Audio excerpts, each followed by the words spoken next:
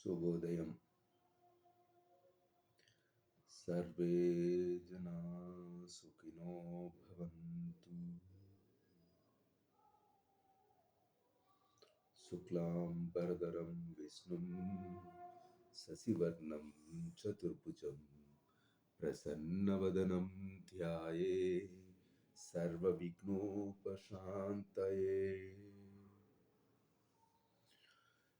మనం భగవద్గీత యథాతథం అనే పఠన కార్యక్రమంలో 2వ అధ్యాయం గీతాసారంలో ఎప్పటి వరకు మొదటి 35 శ్లోకాలను పఠించాం. ఈరోజు 36వ శ్లోకం నుంచి 40 శ్లోకం వరకు ఈ వీడియోలో పఠిద్దాం. మొదటగా 36వ శ్లోకం. అవాచ్య వాదాంశ్చ బహు నద్విదిస్తంతి తవాహితాః నిందంతస్తవ సామర్థ్యం తతో దుఃఖంతరం నకిం. ఈ శ్లోకం యొక్క సారం ఏం చెప్తుందంటే, నీ శత్రువులు నిన్ను పలు నిర్దయ వాక్యులతో వర్ణించి నీ సామర్థ్యమును నిందింతురు. అంతకంటేను నీకు దుఃఖకరమైనది మరేమీ ఉండదు అని అర్జునుని అవాంఛనీయమైన దయను చూచి శ్రీ భగవానుడు మొదట ఆశ్చర్యపడిను. తర్వాత అతని దయా అన్యాయులను మాత్రమే తగినట్టిదిగా వర్ణించును. ఈ విధముగా భగవానుడు అనేక మాటలతో అర్జునుని నామమాత్ర దయార్థ బుద్ధికి విరుద్ధంగా తన వాదనను వినిపించును. తదుపరి 37వ శ్లోకం గీతాసారము అనే 2వ అధ్యాయంలో భగవద్గీత యథాతథముగా అనే పఠన కార్యక్రమంలో హతో వా ప్రాప్స్యసి స్వర్గం జిత్వా నా భోక్ష్యసే మహీం తస్మాత్ దుష్టిత కౌంతేయ యుద్ధాయ కృత నిశ్చయః. ఓ కౌంతేయ, నీవు యుద్ధ రంగమున వధించబడి స్వర్గమును పొందుటయే లేక యుద్ధమును జయించి భూతల రాజ్యమును అనుభవించుటయో జరగగలదు. కనుక కృతనిశ్చయుడివై నిలిచి యుద్ధము చేయుము అని ప్రేరేపిస్తూ అర్జునునికి పక్షమున విజయము లభించే నిశ్చయమును లేకున్నను అతనికి యుద్ధ కొనసాగింపక తప్పదు. ఎందుకనగా అట్టి యుద్ధములో మరణించినను అతడు స్వర్గలోకమునకు ఉద్ధరించబడునని ఈ శ్లోకం యొక్క తాత్పర్యంగా మనం తెలుసుకోవచ్చు. 38వ శ్లోకం ఏం చెప్తుందంటే, సుఖ దుఃఖే సమే కృత్వా లాభాభౌ జయాజయోః తతో యుద్ధాయ యుజ్యస్వ నైవం పాపమవాప్స్యాసి. సుఖదుఖములు గాని లాభ నష్టములు గాని జయాపజయములు గాని లెక్కింపక కేవలం యుద్ధం కొరకే నీవు యుద్ధము చేయుము. అట్లు చేయించినచో నీకెన్నడును పాపం కలగదు అని ఈ శ్లోకం యొక్క తాత్పర్యంగా మనం చెప్పుకోవచ్చు. అదేవిధంగా శ్రీకృష్ణ భగవానుడు తాను యుద్ధమును వాంఛించుట చేత ఇప్పుడు యుద్ధము కొరకే అర్జునుడు యుద్ధము చేయవలనని నేరుగా చెప్పబడుతున్నాడు. కర్మ చైతన్య కృష్ణ చైతన్యంలో కర్మలలో కష్ట సుఖాలు, లాభ నష్టాలు, సుఖ దుఃఖాలు, జయాపజయాలతో ఆలోచించవద్దు. ప్రతి కార్యమును శ్రీకృష్ణుని ప్రీతి కొరకే చేయవలనని ఆధ్యాత్మిక చైతన్యము కనుకనే అట్టి భౌతిక కర్మలను కర్మఫలము ఉండదని అదేవిధంగా శ్రీమద్భాగవతంలో 11:5:41లో ఈ విషయం ఎట్లా చెప్పారంటే, దేవర్షి భూతాను నృణాం పితॄణాం న కింకరో నాయమృణీ చ రాజన్ సర్వాత్మానాః శరణం శరణం గతో ముకుందం పరిహృతాకర్థం అనే ఈ శ్లోకం పేర్కొనబడింది.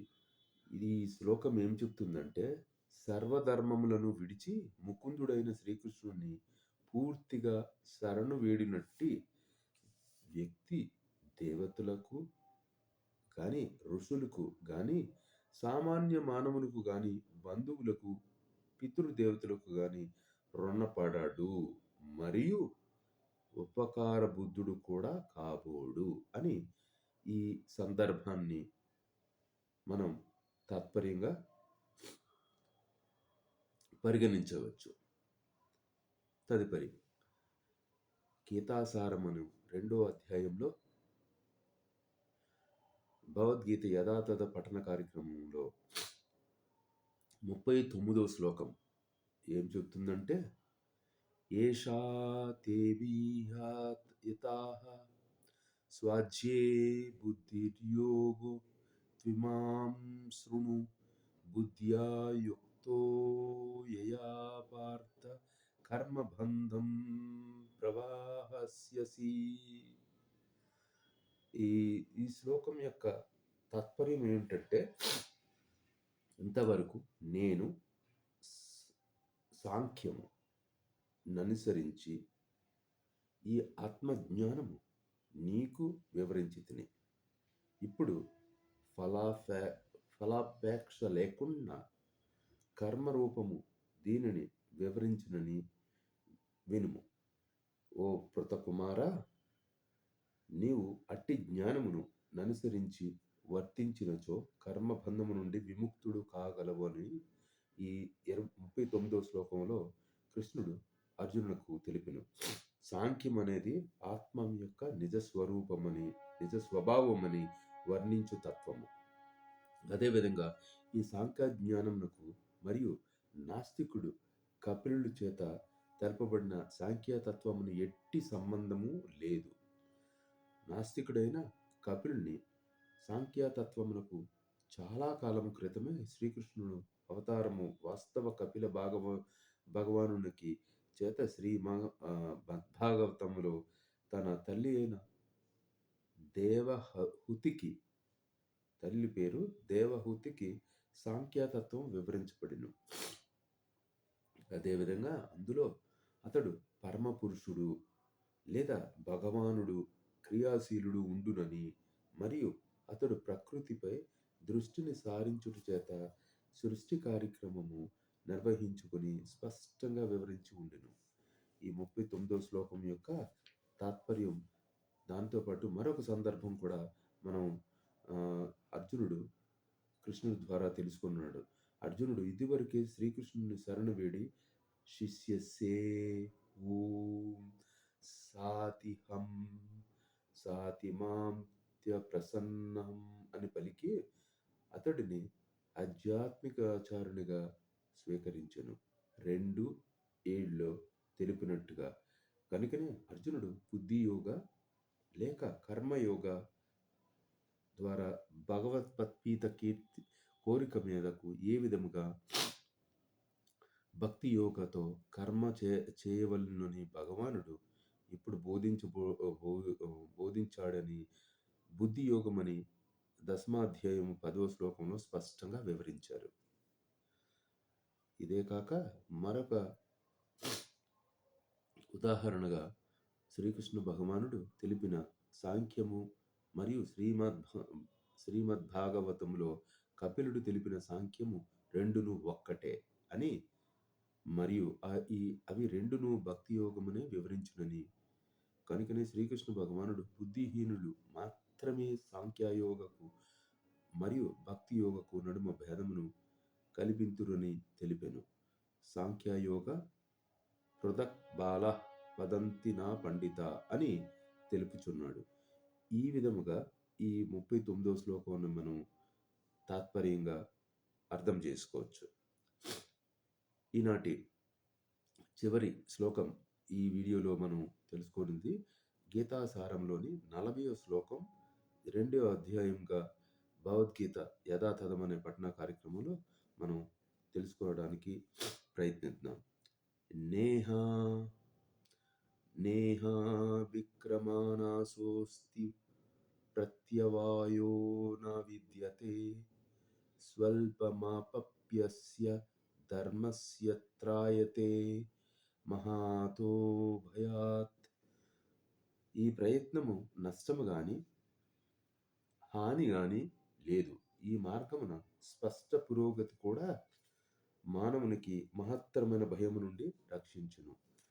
ఈ విధముగా శ్రీకృష్ణ భగవానుడు అర్జునునికి ధైర్యమును నూరిపోసి యుద్ధ రంగమున తన వెనకంజ వేయకుండా తర్వాతి జన్మలో అతడు కనీసము ఉత్తమ సంస్కారము కలిగిన బ్రాహ్మణుడు గృహములో లేక సంపన్నుల గృహంలో జన్మించు అవకాశము తప్పక తిరిగి పొందును అని, అట్టి జన్మ మానవులకు మరియు మరింత వరకు అధిక పురోగతిని సాధించుటకు అవకాశం కలుగునని ఈ శ్లోకంలో మనం ఉదహరించుకోవచ్చు. ఈనాటి ఈ 36వ నుంచి 40వ శ్లోకం వరకు పఠన కార్యక్రమం ఇంతటితో సమాప్తిస్తూ సర్వే జనా సుఖినో భవంతు, సమస్త సమ్మంగళాని తంతో, అసతో మా సద్గమయ, తమసో మా జ్యోతిర్గమయ, మృత్యోర్మా అమృతంగమయ. ఓం శాంతి శాంతి శాంతి. స్వస్తి.